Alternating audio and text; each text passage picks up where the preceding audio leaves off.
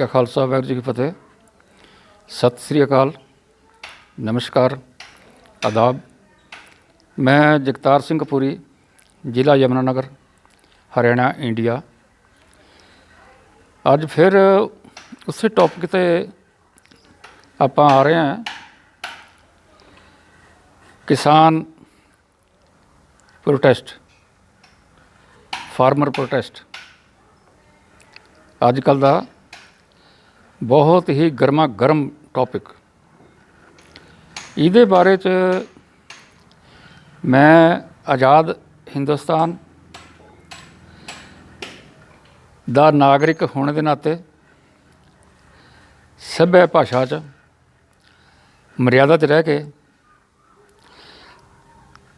ਦੇਸ਼ ਦੇ ਕਾਨੂੰਨ ਕਾਇਦੇ ਦੇ ਅੰਡਰ ਮੈਂ ਆਪਣੀ ਗੱਲ ਕਹਿ ਸਕਦਾ।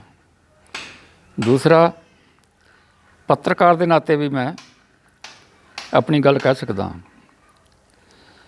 ਤੀਸਰਾ, ਹਿਊਮਨ ਰਾਈਟਸ ਐਕਟਿਵਿਸਟ ਹੋਣ ਦੇ ਨਾਤੇ ਮੈਂ ਆਪਣੀ ਗੱਲ ਕਹਿ ਸਕਦਾ, ਔਰ ਉਹ ਵੀ ਦੇਸ਼ ਦੇ ਕਾਨੂੰਨ ਕਾਇਦੇ ਦੇ ਅੰਡਰ ਰਹਿ ਕੇ।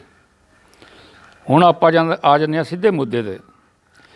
ਅੱਜ 15 ਦਸੰਬਰ 2020 ਹੈ, ਔਰ ਆਪ ਜੀ ਨੇ 1-2 ਦਿਨ ਤੋਂ ਸੁਣ ਰਹੇ ਹੋਗੇ ਕੋਈ ਜਿਹੜੀ ਆ ਲੀਡਰਸ਼ਿਪ ਹੈ ਕਿਸਾਨ ਅੰਦੋਲਨ ਦੀ, ਪੰਜਾਬ ਤੋਂ ਖਾਸ ਕਰਕੇ, ਇਹ ਕੁਛ ਇਹਨਾਂ ਨੇ 1-2 ਬੰਦੇ ਨੇ, 1-2 ਲੀਡਰ ਨੇ ਇਤਰਾਜ਼ ਜ਼ਾਹਰ ਕੀਤੇ ਨੇ। ਸ਼ਾਇਦ ਉਹ ਜਾਣ ਕੇ ਅਣਜਾਣੇ 'ਚ ਉਹਨਾਂ ਕੋਲ ਕਹੇ ਗਏ ਨੇ। ਪਹਿਲੀ ਗੱਲ ਤਾਂ ਮੈਂ ਨਿਹੰਗ ਸਿੰਘਾਂ ਵਾਲੀ ਸ਼ੁਰੂ ਕਰਾਂਗਾ। ਨਿਹੰਗ ਸਿੰਘ ਜਥੇਬੰਦੀਆਂ ਜਿਹੜੀਆਂ ਨੇ, ਆਪ ਉਹਨਾਂ ਦੇ ਬਾਰੇ ਜਿਨ੍ਹਾਂ ਨੇ ਬੋਲਿਆ ਹੈ ਨਿਹੰਗ ਸਿੰਘਾਂ ਬਾਰੇ, ਉਹ ਜਾਣਦੇ ਹੀ ਨਹੀਂ। ਅਗਰ ਉਹ ਜਾਣਦੇ ਹੁੰਦੇ, ਉਹਨਾਂ ਨੂੰ ਬਿਲਕੁਲ ਕਹਿਣ ਦੀ ਜ਼ਰੂਰਤ ਨਹੀਂ ਸੀ ਕਿ ਨਿਹੰਗ ਸਿੰਘ ਪਿੱਛੇ ਹੋ ਜਾਣ, ਅੱਗੇ ਹੋ ਜਾਣ, ਕਿਤੇ ਹੋ ਜਾਣ, ਕਿਤੇ ਹੋ ਜਾਣ।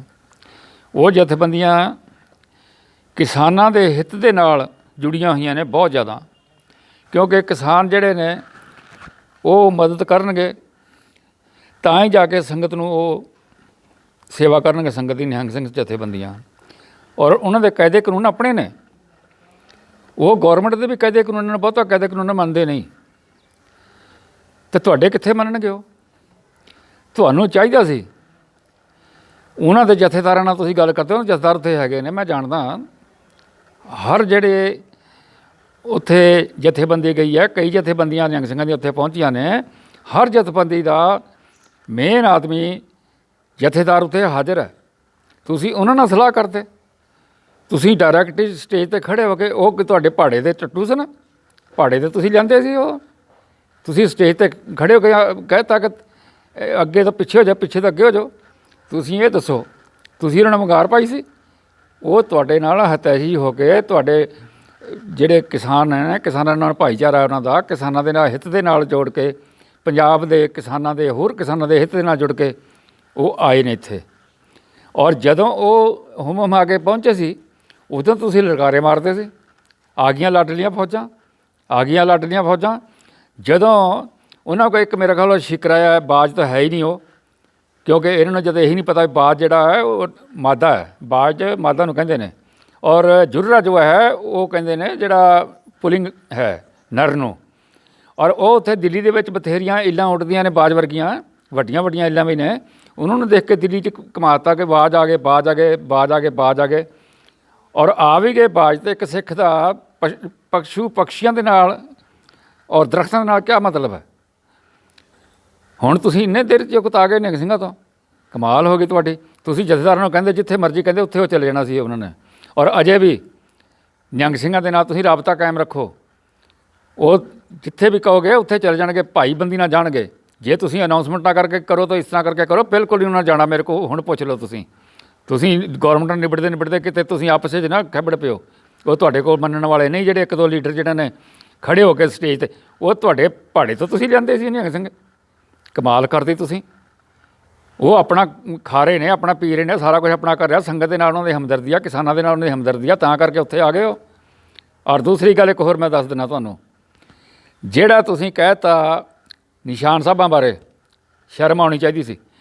ਜਿਸ ਬੰਦੇ ਨੇ ਇਹ ਨਿਸ਼ਾਨ ਸਾਹਿਬਾਂ ਬਾਰੇ ਕਿਹਾ ਹੈ, ਉਹ ਆਪਣੇ ਆਪ ਨੂੰ ਕਹਿੰਦਾ ਮੈਂ ਕਿਸਾਨ ਨੇਤਾ ਹਾਂ ਪੰਜਾਬ ਦਾ, ਤੁਸੀਂ ਇਹ ਦੱਸੋ, ਪੰਜਾਬ ਦਾ ਕਿਸਾਨ ਨੇਤਾ ਔਰ ਸਿੱਖ ਹੋਵੇ ਤਾਂ ਉਹਨੂੰ ਨਿਸ਼ਾਨ ਸਾਹਿਬਾਂ ਦਾ ਨਹੀਂ ਪਤਾ ਵੀ ਨਿਸ਼ਾਨ ਸਾਹਿਬ ਕੀ ਹੁੰਦਾ, ਤੇ ਝੰਡੀਆਂ ਜਿਹੜੀਆਂ ਅਸੀਂ ਲਾ ਕੇ ਫਿਰਦੇ ਹਾਂ ਇਹ ਕੀ ਹੁੰਦੀਆਂ ਨੇ? ਕਮਾਲ ਹੋ ਗਈ। ਨਿਸ਼ਾਨ ਸਾਹਿਬ ਨਿਹੰਗ ਸਿੰਘਾਂ ਕੋਲ ਵੀ ਨਿਸ਼ਾਨ ਸਾਹਿਬ, ਨਿਹੰਗ ਸਿੰਘ ਬਗੈਰ ਨਿਸ਼ਾਨ ਸਾਹਿਬ ਤਾਂ ਆਪਣੀ ਛਾਉਣੀਆਂ ਚੱਲਦੇ ਹੀ ਨਹੀਂ, ਆਪਣਾ ਲੈ ਕੇ ਬਹੀਰ ਨੂੰ ਚੱਲਦੇ ਹੀ ਨਹੀਂ ਉਹ ਲੈ ਕੇ ਘੋੜੇ ਵਗੈਰਾ। ਉਹਨਾਂ ਕੋਲ ਸ਼੍ਰੀ ਗੁਰੂ ਗ੍ਰੰਥ ਸਾਹਿਬ ਦੀ ਸਵਾਰੀ ਔਰ ਨਿਸ਼ਾਨ ਸਾਹਿਬ ਹਰ ਹਾਲਤ 'ਚ ਹੁੰਦੇ ਨੇ। ਉਹਨਾਂ ਦਾ ਨਿਸ਼ਾਨ ਸਾਹਿਬ ਨੂੰ ਜਾ ਕੇ ਦੇਖ ਲਓ ਉੱਥੇ। ਅਗਰ ਤੁਸੀਂ ਜਿਹੜੇ ਗੁਰਦੁਆਰਾ ਸਾਹਿਬ ਤੋਂ ਨਿਸ਼ਾਨ ਸਾਹਿਬ ਲੱਗੇ ਨੇ ਉਹਨਾਂ ਤੋਂ ਬਗੈਰ ਤੁਸੀਂ ਨਿਸ਼ਾਨ ਸਾਹਿਬ ਦੇਖਣਾ ਤਾਂ ਤੁਸੀਂ ਆਪਣੇ ਉੱਥੇ ਜਾਓ, ਨਿਹੰਗ ਸਿੰਘਾਂ ਦੇ ਨਿਸ਼ਾਨ ਸਾਹਿਬ ਦੇਖੋ ਤੁਸੀਂ। ਨਿਸ਼ਾਨ ਸਾਹਿਬ ਉਹ ਹੁੰਦਾ ਜਿਹਦੇ ਬਿਲਕੁਲ ਪੂਰਾ ਜਿਹੜਾ ਉਹਦੀ ਜੋ ਵੀ ਡੰਡਾ ਹੈ ਜਾਂ ਜੋ ਵੀ ਹੈ ਉਹ ਢਕਿਆ ਹੁੰਦਾ ਕੱਪੜੇ ਦੇ ਨਾਲ, ਉਸੇ ਰੰਗ ਦੇ ਕੱਪੜੇ ਦੇ ਨਾਲ ਫਰਰਾ ਬੰਨ੍ਹਿਆ ਹੁੰਦਾ ਉਹਨਾਂ ਨੇ ਨਾਲ, ਔਰ ਉਹਦੇ ਦੇ ਉੱਪਰ ਜਿਹੜਾ ਅੰਕਿਤ ਹੁੰਦਾ ਹੈ ਉਹ ਖੰਡੇ ਜਾਂ ਤਲਵਾਰਾਂ ਜੋ ਵੀ ਹੈ ਉੱਥੇ ਅੰਕਿਤ ਹੁੰਦੇ ਨੇ, ਉਹਨੂੰ ਕਹਿੰਦੇ ਨਿਸ਼ਾਨ ਸਾਹਿਬ।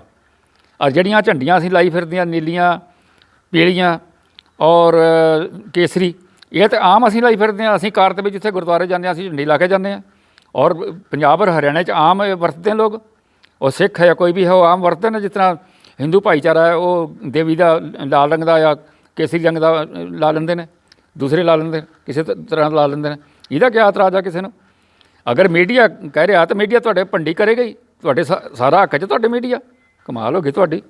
ਔਰ ਤੁਸੀਂ ਉੱਥੇ ਕਹਿ ਤਾ ਵੀ ਫਿਰ ਤੀਸਰੀ, ਅਗਰ ਮੀਡੀਆ ਨੇ ਕਿਹਾ ਹੈ ਉੱਥੇ ਬੰਦੂਕ ਬਣੀ ਹੈ, ਕਮਾਲ ਹੈ ਤੁਹਾਡੀ। ਤੁਸੀਂ ਪੰਜਾਬ ਦੇ ਰਹਿਣ ਵਾਲੇ ਹੋ ਕਿ ਇੰਗਲੈਂਡ ਦੇ ਰਹਿਣ ਵਾਲੇ? ਤੁਸੀਂ ਜਿਹੜੇ ਨੇਤਾ ਉੱਥੇ ਹੈਗੇ ਨੇ, ਤੁਸੀਂ ਇਹ ਦੱਸੋ। ਮੈਂ ਤਾਂ ਹਰਿਆਣੇ ਦੀ ਗੱਲ ਕਰਦਾ। ਹਰਿਆਣੇ ਦੇ ਵਿੱਚ 2-3% ਮੋਟਰਸਾਈਕਲ ਔਰ ਟਰੈਕਟਰ ਟਰਾਲੀਆਂ, ਇਹਨਾਂ 'ਤੇ ਉਹ ਬੰਦੂਕਾਂ ਛਪੀਆਂ ਹੋਈਆਂ ਨੇ।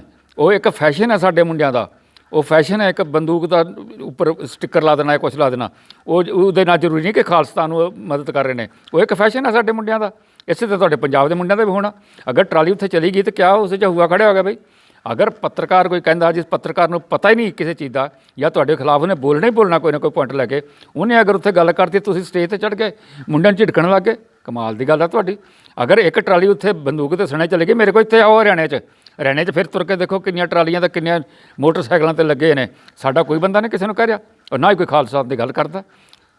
ਔਰ ਉਸ ਤੋਂ ਅੱਗੇ ਜਿਹੜਾ ਤੁਸੀਂ ਇਹ ਦੱਸੋ, ਜਦੋਂ ਤੁਸੀਂ ਹੁਮ ਹਮਾ ਕੇ ਲਲਕਾਰੇ ਮਾਰ ਕੇ ਉੱਥੋਂ ਨੌਜਵਾਨਾਂ ਨੂੰ ਤੁਸੀਂ ਗਰਮਜੋਸ਼ ਕਰਤਾ, ਔਰ ਨੌਜਵਾਨਾਂ ਨੇ ਤੁਸੀਂ ਕਿਹਾ ਵੀ 7 ਦਿਨ ਉੱਥੇ ਹੀ ਬੈਠ ਜਾਓ ਬੈਰੀਅਰ 'ਤੇ, ਲੇਕਿਨ ਨੌਜਵਾਨਾਂ ਨੂੰ ਤੁਸੀਂ ਇਤਨਾ ਗਰਮ ਕਰਤਾ ਕਿ ਉਹਨੇ ਕਿਸੇ ਚੀਜ਼ ਦੀ ਪਰਵਾਹ ਨਹੀਂ ਕੀਤੀ, ਔਰ ਉਹ ਬਾਰਡਰ ਦੇ ਦਿੱਲੀ ਪਹੁੰਚ ਗਏ।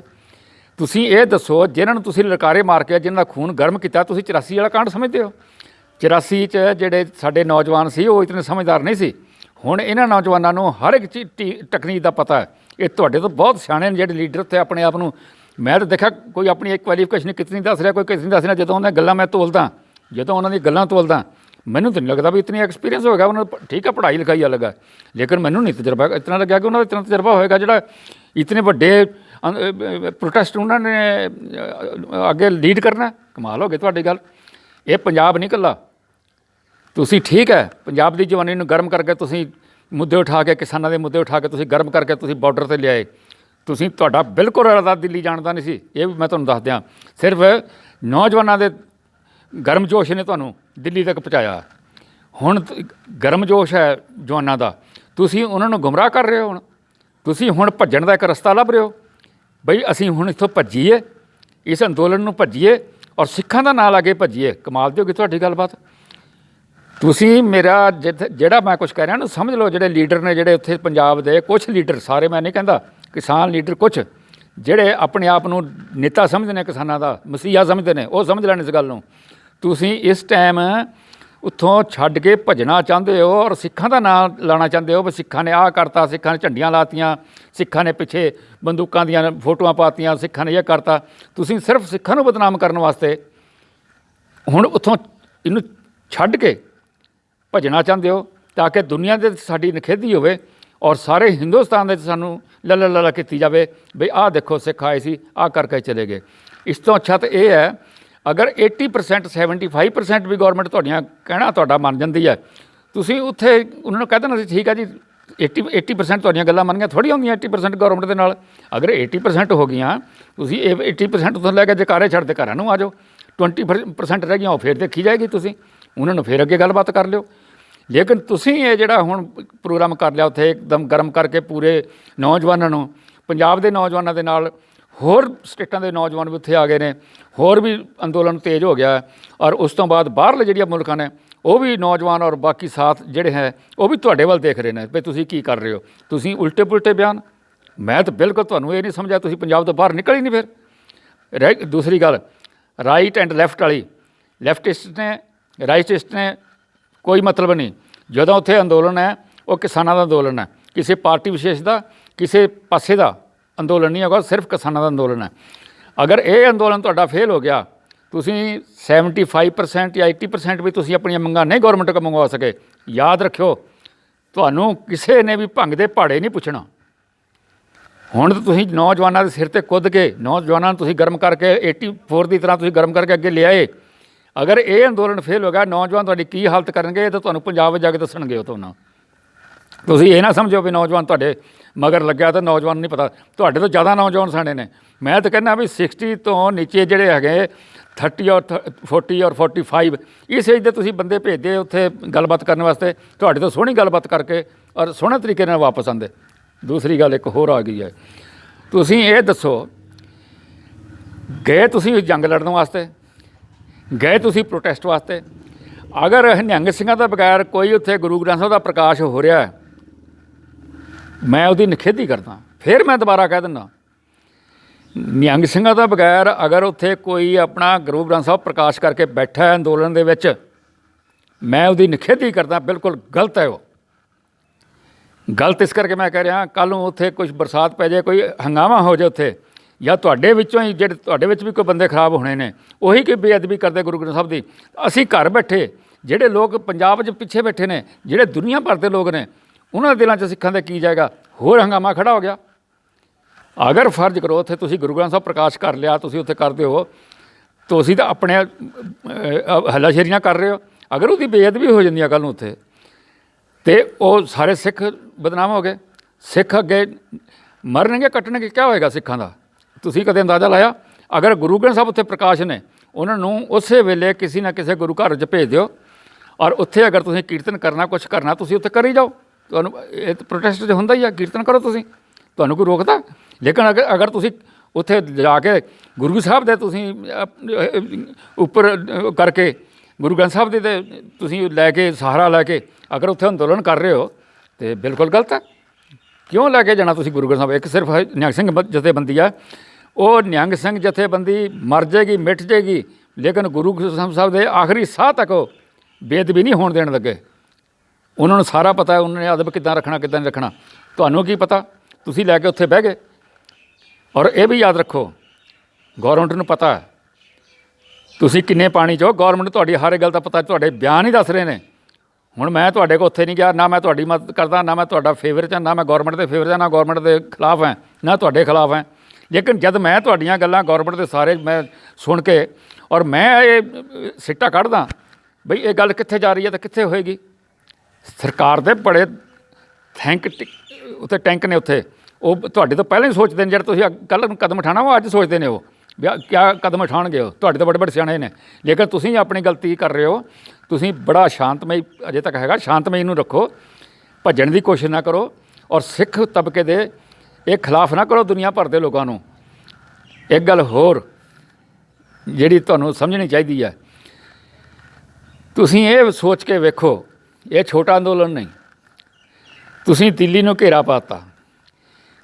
ਜਦੋਂ ਕਿਤੇ ਪਹਿਲੀ ਮਿਸਾਲ ਤਾਂ ਤੁਸੀਂ ਨਨਕਾਣਾ ਸਾਹਿਬ ਦੀ ਲੈ ਲਓ, ਗੱਡੀ ਦੇ ਥੱਲੇ ਕੱਟ ਕੇ ਮਰ ਗਏ, ਸ਼ਹੀਦ ਹੋ ਗਏ ਸਿੰਘ, ਰੇਲ ਗੱਡੀ ਦੇ ਥੱਲੇ ਆ ਕੇ ਸ਼ਹੀਦ ਹੋ ਗਏ ਸਿੰਘ। ਫਿਰ ਵੀ ਉਹਨਾਂ ਨੇ ਕਿਤਨਾ ਜਿੱਤਿਆ ਮੋਰਚਾ। ਉੱਥੋਂ ਸੇਧ ਲੈ ਲਓ। ਹੋਰ ਤੁਸੀਂ ਸੜਕਾਂ ਘੇਰ ਲਈਆਂ, ਰੇਲਵੇ ਬੰਦ ਕਰਤੀ, ਸਾਰਾ ਕੁਛ ਕਰਤਾ। ਉਹਦੇ 'ਤੇ ਤੁਹਾਡੇ ਭੈਣ ਭਰਾ ਸਾਡੇ ਸਾਥੀ ਜਿਹੜੇ ਪਬਲਿਕ ਹੈ ਉਹ ਨਾਰਾਜ਼ ਹੋਏਗੀ। ਹੁਣ 1 ਦਿਨ 2 ਦਿਨ 3 ਦਿਨ ਬੰਦ ਕਰਤਾ ਚੱਲ ਜਾਂਦਾ। ਜੇ ਤੁਸੀਂ ਮਹੀਨਾ ਬੱਧੀ ਬੰਦ ਕਰਕੇ ਰੱਖੋ, ਰੇਲ ਗੱਡੀਆਂ ਬੰਦ ਕਰਤੀਆਂ, ਤੁਸੀਂ ਆਵਾਜਾਈ ਲੋਕਾਂ ਦੀ ਬੰਦ ਕਰਤੀ, ਸਾਰੀ ਗੱਲ ਬੰਦ ਕਰਤੀ। ਤੁਸੀਂ ਦਿੱਲੀ ਦੇ ਜਿਹੜਾ ਦੁੱਧ ਔਰ ਸਬਜ਼ੀ ਵਗੈਰਾ ਜਾਣੀਆਂ ਤੁਸੀਂ ਉਹ ਬੰਦ ਕਰਤੀ, ਅਤੇ ਪਬਲਿਕ ਤੁਹਾਡੇ ਖਿਲਾਫ ਹੋਏਗੀ ਕਿ ਤੁਹਾਡੇ ਹੱਕ 'ਚ ਬੋਲੇਗੀ। ਦੇਖੋ ਇਹ ਗੱਲ ਹੋਰ ਸਰਕਾਰ ਦੀ ਸੋਚ, ਤੁਸੀਂ ਸਭ ਕੁਝ ਬੰਦ ਕਰ ਦਿਓ, ਸਰਕਾਰ ਇਸ ਚੀਜ਼ 'ਚ ਖੁਸ਼ ਹੋਏਗੀ ਤੁਸੀਂ ਸਭ ਕੁਝ ਬੰਦ ਕਰ ਰਹੇ ਹੋ। ਲੇਕਿਨ ਇਹਦਾ ਫਰਕ ਕਿਆ ਪਏਗਾ ਤੁਹਾਨੂੰ ਪਤਾ? ਫਰਕ ਇਹ ਪਏਗਾ ਜਿਹੜੀ ਪਬਲਿਕ ਹੈ ਉਹ ਅੱਜ ਨਹੀਂ ਬੋਲ ਰਹੀ। ਪਬਲਿਕ ਥੋੜ੍ਹੇ ਦਿਨਾਂ ਬਾਅਦ ਤੰਗ ਹੋਏਗੀ। ਦਿੱਲੀ ਦੀ ਪਬਲਿਕ, ਹੋਰ ਵੀ ਪਬਲਿਕ ਜਦੋਂ ਥੋੜ੍ਹੇ ਦਿਨਾਂ ਬਾਅਦ ਤੰਗ ਹੋ ਜਾਏਗੀ, ਉਹ ਗੌਰਮੈਂਟ ਨੂੰ ਮਜਬੂਰ ਕਰੇਗੀ ਕਿ ਇਹਨਾਂ ਨੂੰ ਉਠਾਓ। ਗੌਰਮੈਂਟ ਤੁਹਾਡੇ 'ਤੇ ਉਹ ਬਹਾਨਾ ਲੈ ਕੇ ਪਬਲਿਕ ਨਾਲ ਹੋਏਗੀ, ਤੁਹਾਨੂੰ ਖਦੇੜਨੇ 'ਚ ਪਬਲਿਕ ਨਾਲ ਹੋ ਕੇ ਤੁਹਾਡੇ 'ਤੇ ਕਰਨਗੇ ਸਾਰਾ ਜੋ ਕਰਨਗੇ ਕਾਰਵਾਈ। ਪਬਲਿਕ ਉਹਨਾਂ ਦੇ ਨਾਲ ਪਬਲਿਕ ਹੱਕ 'ਚ ਹੋਏਗੀ, ਤੁਸੀਂ ਕੁਛ ਨਹੀਂ ਕਰ ਸਕਦੇ। ਤੁਸੀਂ ਕਿਉਂ ਨਹੀਂ ਖੁੱਲ੍ਹੇ ਰਸਤੇ ਦਿੰਦੇ ਉਹਨਾਂ ਨੂੰ? ਠੀਕ ਹੈ, ਤੁਸੀਂ ਪ੍ਰੋਟੈਸਟ ਕਰਨਾ, ਤੁਸੀਂ MPs ਦਾ ਕਰ ਲਓ, MLA ਦਾ ਕਰ ਲਓ, ਮਿਨਿਸਟਰਾਂ ਦਾ ਕਰ ਲਓ, ਤੁਸੀਂ ਕਰਾਓ, ਉਹਨਾਂ ਦੇ ਕੋਠਿਆਂ 'ਤੇ ਜਾ ਕੇ ਕਰ ਲਓ। ਤੁਸੀਂ ਆਵਾਜਾਈ ਰੋਕਣੀ ਹੈ, ਕਿਉਂ ਰੋਕਦੇ ਹੋ ਆਵਾਜਾਈ? ਤੁਸੀਂ ਠੀਕ ਹੈ ਬੈਠੇ ਹੋ ਧਰਨੇ, ਤੁਸੀਂ ਕਹੋ ਆਵਾਜਾਈ ਚਾਲੂ ਰਹੇਗੀ, ਸਬਜ਼ੀਆਂ ਦੁੱਧ ਚਾਲੂ ਰਹੇਗਾ, ਜੋ ਅਸੈਂਸ਼ੀਅਲ ਕਮੋਡਿਟੀਜ਼ ਹੈ ਉਹ ਚਾਲੂ ਰਹਿਣਗੀਆਂ ਦਿੱਲੀ 'ਚ। ਬੈਠੇ ਰਹੋ ਤੁਸੀਂ, ਸਰਕਾਰ ਆਪੇ ਝੁਕੇਗੀ। ਅੱਜ ਨਹੀਂ ਝੁਕੇਗੀ, ਕੱਲ੍ਹ ਝੁਕੇਗੀ। ਜਦ ਤੁਸੀਂ 6 ਮਹੀਨੇ ਦੇ ਰਾਸ਼ਨ ਦੀ ਗੱਲ ਕਰਦੇ ਹੋ, ਤੁਸੀਂ ਮੈਨੂੰ ਸਮਝਣਾ 6 ਮਹੀਨੇ ਰਾਸ਼ਨ ਲੈ ਕੇ ਤੁਸੀਂ ਕਹਿੰਦੇ ਹੋ 6 ਮਹੀਨੇ ਦਾ ਸਾਡੇ ਕੋਲ ਰਾਸ਼ਨ ਹੈ। 6 ਮਹੀਨੇ ਤੁਸੀਂ ਪਬਲਿਕ ਦੀ ਰੋਟੀ ਪਾਣੀ ਔਰ ਦੁੱਧ ਵਗੈਰਾ ਸਬਜ਼ੀਆਂ ਵਗੈਰਾ ਤੁਸੀਂ ਜਿਹੜਾ ਹਰ ਵੇਲੇ ਚਾਹੀਦਾ ਉਹ ਤੁਸੀਂ ਬੰਦ ਕਰ ਸਕਦੇ ਪਬਲਿਕ ਦਾ, ਦਿੱਲੀ ਦੀ ਪਬਲਿਕ ਦਾ। ਕਮਾਲ ਹੋ ਗਈ ਤੁਹਾਡੀ। ਇਹ ਤੁਹਾਡਾ ਪੰਜਾਬ ਹੈ ਬਈ ਜਿੱਥੇ ਤੁਸੀਂ ਘਰ ਦੀ ਤੁਹਾਡੀ ਘਰ ਦੀ ਗੌਰਮੈਂਟ ਹੈ। ਪਬਲਿਕ ਆਏ, ਪਬਲਿਕ ਅੱਜ ਤੁਹਾਡੇ ਨਾਲ ਆ, ਕੱਲ੍ਹ ਨੂੰ ਤੁਹਾਡੇ ਖਿਲਾਫ ਵੀ ਹੋ ਜਾਏਗੀ। ਦੂਸਰੀ ਗੱਲ, ਮੇਰੇ ਵਰਗੇ ਮੌਕਾ ਪ੍ਰਸਤ ਜਿਹੜੇ ਜਦੋਂ ਦੇਖਿਆ ਵੀ ਮੀਟਿੰਗਾਂ ਹੋ ਰਹੀਆਂ, ਸਾਰਾ ਉਹਨਾਂ ਨੂੰ ਇਹ ਸੀ ਕਿ ਗੌਰਮੈਂਟ ਦੇ ਨਾਲ ਇਹਨਾਂ ਦਾ ਫੈਸਲਾ ਹੋ ਜਾਣਾ, ਉਸੇ ਵੇਲੇ ਉਹ ਤੋਂ ਦੌੜ ਕੇ ਪੰਜਾਬ ਤੋਂ ਹੋਰ ਪਾਸਿਆਂ ਤੋਂ ਜਿਹਨਾਂ ਨੂੰ ਕਦੇ ਅੰਦੋਲਨ ਦਾ ਨਾਂ ਨਹੀਂ ਲੈਣਾ, ਉਹ ਵੀ ਤੁਹਾਡੇ ਨਾਲ ਆ ਕੇ ਰਲ ਗਏ। ਕਿਉਂਕਿ ਉਹਨਾਂ ਨੂੰ ਪਤਾ ਸੀ ਕਿ ਇਹ ਗੌਰਮੈਂਟ ਦੇ ਨਾਲ ਫੈਸਲਾ ਹੋ ਜਾਣਾ, ਫੈਸਲਾ ਹੋ ਕੇ ਤਾਂ ਵਾਪਸ ਆ ਜਾਣਾ। ਲੇਕਿਨ ਉਹਨਾਂ ਨੂੰ ਇਹ ਨਹੀਂ ਸੀ ਪਤਾ ਵੀ ਲੰਬਾ ਖਿੱਚੇਗਾ। ਹੁਣ ਠੀਕ ਹੈ, ਗੌਰਮੈਂਟ ਲੰਬਾ ਕਰ ਰਹੀ ਹੈ, ਗੌਰਮੈਂਟ ਨੂੰ ਲੰਬਾ ਕਰਨਾ ਚਾਹੀਦਾ ਹੈ, ਕਰੇਗੀ। ਉਹ ਉਹਦੇ ਆਪਣੇ ਤਰੀਕੇ ਹੁੰਦੇ ਨੇ, ਉਹ ਲੰਬਾ ਕਰੇਗੀ। ਤੁਸੀਂ ਸ਼ਾਂਤ ਨਾਲ ਬੈਠੇ ਰਹੋ, ਲੋਕਾਂ ਨੂੰ ਆਉਣ ਜਾਣ ਦਿਓ, ਲੋਕਾਂ ਦਾ ਰਾਹ ਨਾ ਰੋਕੋ, ਆਉਣ ਜਾਣ ਦਿਓ। ਕੋਈ ਐਸਾ ਹੰਗਾਮਾ ਨਾ ਕਰੋ ਜਿਸ ਦੀ ਬੇਇੱਜ਼ਤੀ ਹੋਵੇ ਜਾਂ ਗੌਰਮੈਂਟ ਨੂੰ ਅੱਗੋਂ ਐਕਸ਼ਨ ਲੈਣਾ ਪੈ ਜਾਏ। ਤੁਸੀਂ ਆਵਾਜਾਈ ਸ਼ੁਰੂ ਰਹਿਣ ਦਿਓ, ਦੁੱਧ ਪਾਣੀ ਉਹਨਾਂ ਦਾ ਜਾਣਦੇ ਰਹਿਣ ਦਿਓ। ਤੁਸੀਂ ਕਰਾਓ ਕਰਨਾ, ਤੁਸੀਂ MP ਦਾ ਕਰੋ, ਤੁਸੀਂ ਹੋਰ ਕਿਸੇ ਸਚਿਵਾਲਿਆ ਦਾ ਕਰ ਲਓ, ਤੁਸੀਂ ਰਾਜਧਾਨੀ ਤੇ ਕਿਤੇ ਹੋਰ ਜਗ੍ਹਾ ਕਰ ਲਓ, ਜਗ੍ਹਾ ਮਿੱਥ ਕੇ ਕਰ ਲਓ ਤੁਸੀਂ। ਪਰ ਸੜਕਾਂ ਆਵਾਜਾਈ ਲੋਕਾਂ ਦੀ, ਸ਼ਰੀਫ ਆਦਮੀ, ਕਿਸੇ ਨੇ ਛੁੱਟੀ ਜਾਣਾ, ਕਿਸੇ ਨੇ ਡਿਊਟੀ ਜਾਣਾ, ਕਿਸੇ ਨੇ ਕੁਝ ਜਾਣਾ, ਕਿਸੇ ਦੇ ਦੁੱਧ ਹੈ, ਕਿਸੇ ਦੇ ਬੱਚੇ ਹੈ, ਕਿਸੇ ਦਾ ਭੁੱਖਾ ਮਰ ਰਿਹਾ, ਕਿਸੇ ਬਿਲਕੁਲ ਨਹੀਂ। ਇੱਕ ਗੱਲ ਹੋਰ, ਪੰਜਾਬ ਵਾਲੇ ਵੀ ਜਾਣਦੇ ਨੇ, ਮੈਂ ਖਾਸ ਕਰਕੇ ਪੰਜਾਬ ਵਾਲਿਆਂ ਨੂੰ ਦੱਸਦਾ, ਜੋ ਮਹਿਮਾਨ ਆ ਜਾਏ, ਇੱਕ ਦਿਨ ਆ ਜਾਏ, 2 ਦਿਨ ਆ ਜਾਏ, ਕਿਤਨਾ ਖਾਸ ਮਹਿਮਾਨ ਹੋਏ, ਜਦੋਂ ਮਹੀਨਾ 2 ਮਹੀਨੇ ਰਹਿੰਦਾ, ਅਸੀਂ ਖੁਦ ਤੰਗ ਆ ਜਾਂਦੇ ਹਾਂ ਵੀ ਇਹ ਜਾਂਦਾ ਕਿਉਂ ਨਹੀਂ। ਜਿਨ੍ਹਾਂ ਦੇ ਘਰਾਂ 'ਚ ਤੁਸੀਂ ਹਰਿਆਣੇ ਦੇ ਲੋਕਾਂ ਦੇ ਘਰਾਂ 'ਚ ਅਗਰ ਉਹ ਠੀਕ ਹੈ, ਹਰਿਆਣੇ ਵਾਲੇ ਇੱਜ਼ਤ ਕਰਦੇ ਨੇ ਤੁਹਾਡੀ, ਪਰ ਜੇ ਬੋਰੀ ਦਾ ਮੂੰਹ ਖੁੱਲ੍ਹਾ ਹੈ ਤਾਂ ਕਿਹਨੂੰ ਸ਼ਰਮ ਆਉਣੀ ਚਾਹੀਦੀ ਆ? ਜੇ ਉਹ ਤੁਹਾਨੂੰ ਕੁਛ ਨਹੀਂ ਕਹਿੰਦੇ ਤਾਂ ਤੁਹਾਨੂੰ ਆਪ ਖੁਦ ਸੋਚਣਾ ਚਾਹੀਦਾ, ਅਸੀਂ ਗੰਦ ਪਾ ਰਹੇ ਹਾਂ, ਅਸੀਂ ਉਹਨਾਂ ਨੂੰ ਤਕਲੀਫ ਦੇ ਰਹੇ ਹਾਂ। ਕਿੰਨੇ ਦਿਨ ਹਰਿਆਣੇ ਵਾਲੇ ਲੋਕ ਯਾਰ ਬਰਦਾਸ਼ਤ ਕਰਨਗੇ? ਠੀਕ ਆ, ਉਹਨਾਂ ਦਾ ਅੰਦੋਲਨ ਹੈ, ਉਹ ਨਾਲ ਖੜੇ ਨੇ, ਲੇਕਿਨ ਉਹਦੀ ਬਰਦਾਸ਼ਤ ਦੀ ਕੋਈ ਹੱਦ ਹੈ। ਤੁਸੀਂ ਜਦੋਂ ਹੱਦੋਂ ਵੱਧ ਜਾਓਗੇ ਤਾਂ ਫਿਰ ਤੋਂ ਆਪਸ ਵਿੱਚ ਤਾਂ ਗੱਲਾਂ ਕਰਨਗੇ ਔਰ ਗੌਰਮੈਂਟ ਦਾ ਫਾਇਦਾ ਉਠਾਏਗੀ। ਇਸ ਕਰਕੇ ਇਸ ਟਾਈਮ ਅੰਦੋਲਨ ਐਸੀ ਜਗ੍ਹਾ ਪਹੁੰਚ ਗਿਆ ਕਿ ਤੁਹਾਨੂੰ ਬਹੁਤ ਹੀ ਸੋਚਣਾ ਪੈਣਾ। ਇੱਕ ਗੱਲ ਹੋਰ ਯਾਦ ਰੱਖਣ ਵਾਲੀ, ਜਿਹੜੀਆਂ ਤੁਸੀਂ ਤਸਵੀਰਾਂ ਦਿਖਾ ਰਹੇ ਹੋ, ਤੁਸੀਂ ਵੀਡੀਓਜ਼ ਪਾ ਰਹੇ ਆ, ਮੈਂ ਤਾਂ ਦੇਖਦਾ ਨਲਾਇਕ ਤੋਂ ਨਾਇਕ ਬੰਦਾ ਵੀ ਲੈ ਕੇ ਉੱਥੇ ਮੇਰੀ ਤਰ੍ਹਾਂ ਵੀਡੀਓ ਬਣਾ ਕੇ ਸ਼ੇਅਰ ਕਰ ਦਿੰਦਾ। ਤੁਸੀਂ ਕਦੇ ਪੰਜਾਬ ਤੋਂ ਬਗੈਰ ਲੰਗਰ ਹੋਰ ਦਿਖਾਇਆ ਕਿਤੇ? ਸਾਨੂੰ ਯੂਪੀ ਦੇ ਕਿਸੇ ਭਰਾ ਦਾ ਲੰਗਰ ਦਿਖਾਇਆ ਕਿ ਯੂਪੀ ਦੇ ਵਿੱਚ ਲੰਗਰ ਇੱਦਾਂ ਚੱਲ ਰਿਹਾ? ਸਾਨੂੰ ਤੁਸੀਂ ਰਾਜਸਥਾਨ ਦੇ ਕਿਸੇ ਭਰਾ ਦਾ ਲੰਗਰ ਦਿਖਾਇਆ ਕਿ ਰਾਜਸਥਾਨ ਦੇ ਵਿੱਚ ਇੱਦਾਂ ਲੰਗਰ ਦੀ ਸੇਵਾ ਹੋ ਰਹੀ ਹੈ? ਤੁਸੀਂ ਹੋਰ ਕਿਸੇ ਬਾਰਡਰ 'ਤੇ ਜਿਹੜੇ ਹੋਰ ਮਹਾਰਾਸ਼ਟਰ ਦੇ ਤਾਂ ਹੋਰ ਜਿਹੜੇ ਕਿਸਾਨ ਆਏ ਨੇ, ਤੁਸੀਂ ਕਿਸੇ ਦਾ ਲੰਗਰ ਦਿਖਾਇਆ? ਬਿਲਕੁਲ ਨਹੀਂ ਦਿਖਾਇਆ। ਮੈਂ ਰੋਜ਼ ਦੇਖਦਾ ਤੁਹਾਡਾ ਦੇਖਦਾ ਸਾਰਾ ਪ੍ਰੋਗਰਾਮ, ਕਿਤੇ ਨਹੀਂ ਤੁਸੀਂ ਦਿਖਾ ਰਹੇ। ਸਿਰਫ ਪੰਜਾਬ ਦੇ ਬੱਚਿਆਂ ਨੂੰ ਹੱਲਾਸ਼ੇਰੀ ਦੇ ਕੇ ਬੱਲੇ ਕਰਾ ਕੇ ਪੰਜਾਬ ਦੀ ਬੱਚਿਆਂ ਦੀ ਤੁਸੀਂ ਪਿੱਛੇ ਰਹਿ ਜਾਣਾ। ਬੱਚਿਆਂ ਨੇ ਐਸਾ ਕੰਮ ਕਰ ਦੇਣਾ ਕਿ 84 ਤੋਂ ਹੁਣ ਉੱਠੇ ਹੋ ਤੁਸੀਂ। ਅਗਰ ਹੁਣ ਤੁਸੀਂ ਤੁਹਾਡੇ ਨਾਲ ਕੋਈ ਗੱਲਬਾਤ ਐਸੀ ਹੋ ਗਈ, ਨਾ ਹੋਣੀ, ਰੱਬ ਨਾ ਕਰੇ ਕੋਈ ਅਨਹੋਣੀ ਹੋ ਗਈ, ਕਦੋਂ ਉੱਠੋਗੇ ਤੁਸੀਂ? ਕਮਾਲ ਹੋ ਗਿਆ ਤੁਹਾਡਾ। ਮੈਂ ਤਾਂ ਜਿਹੜੀ ਲੀਡਰਸ਼ਿਪ ਹੈ, ਮੈਂ ਪਹਿਲਾਂ ਹੀ ਕਹਿੰਦਾ ਸੀ, ਮੇਰੀਆਂ ਵੀਡੀਓ ਤੁਸੀਂ ਦੇਖ ਲਓ, ਮੈਂ ਪਹਿਲਾਂ ਤੁਹਾਨੂੰ ਆਗਾਹ ਕਰਦਾ। ਇਹ ਤਾਂ ਸ਼ੁਕਰ ਕਰੋ 30 32 35 40 ਜਿਹੜੀਆਂ ਜਥੇਬੰਦੀਆਂ ਇਕੱਠੀਆਂ ਹੋ ਕੇ ਉਹਨਾਂ ਦੇ ਨੁਮਾਇੰਦੇ ਇਕੱਠੇ ਜਾ ਰਹੇ ਨੇ। ਅਗਰ ਪੰਜਾਬ ਦੇ 2-4 ਨੁਮਾਇੰਦੇ ਜਾਂਦੇ ਤਾਂ ਮੈਨੂੰ ਪੱਕਾ ਪਤਾ ਹੈ ਕਿ ਉਹਨਾਂ ਨੇ ਬੈਠ ਜਾਣਾ ਸੀ ਕੋਈ ਨਾ ਕੋਈ ਮਿਨਿਸਟਰੀ ਲੈ ਕੇ। ਉਹਨਾਂ ਨੇ ਚੀਫ ਮਿਨਿਸਟਰੀ ਲੈ ਕੇ ਜਾਂ ਕੋਈ ਨਾ ਕੋਈ ਮਿਨਿਸਟਰੀ ਲੈ ਕੇ ਉਹਨਾਂ ਨੇ ਬੈਠ ਜਾਣਾ ਸੀ। ਉਹਨਾਂ ਨੇ ਬਿਲਕੁਲ ਪੱਕੀ ਗੱਲ ਹੈ। ਲੇਕਿਨ ਹੁਣ ਵੀ ਅਗਰ ਗੌਰਮੈਂਟ 75% 80% ਤੁਹਾਡੀਆਂ ਮੰਗਾਂ ਮੰਨ ਜਾਂਦੀਆਂ, ਤੁਸੀਂ ਆ ਜਾਓ ਔਰ ਤੁਸੀਂ ਸ਼ਾਂਤੀ ਨਾਲ ਬੈਠੋ। ਕਿਸੇ ਬਾਰੇ ਮਤ, ਨਿਹੰਗ ਸਿੰਘਾਂ ਬਾਰੇ ਕਿਸੇ ਬਾਰੇ ਮਤ ਗੱਲ ਕਰੋ। ਇਤਨੀ ਗੱਲ ਕਹਿੰਦੇ ਹੋਏ ਵਾਹਿਗੁਰੂ ਜੀ ਕਾ ਖਾਲਸਾ, ਵਾਹਿਗੁਰੂ ਜੀ ਕੀ ਫਤਿਹ।